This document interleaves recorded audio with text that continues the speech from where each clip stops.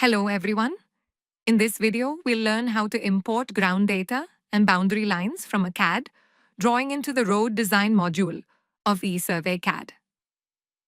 Open the road design window and under the existing surface tab, click on the Import CAD icon. The Import CAD window will appear. Click on the three-dot button to browse and select your drawing file that contains elevation data, boundary lines, and break lines. Once the file is selected, a preview of the drawing will be displayed.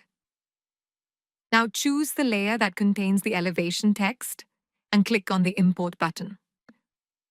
Similarly, if needed, you can also select and import boundary lines and break lines from their respective layers. After importing, the data will be available under the existing surface section.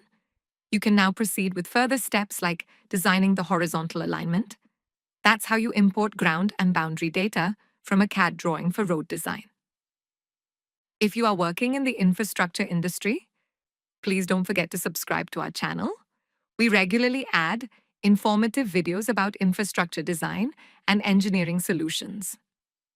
Road InfraSuite and Water InfraSuite are very popular software solutions for infrastructure engineering. You can also book a free demonstration of the software by visiting www.esurveying.net.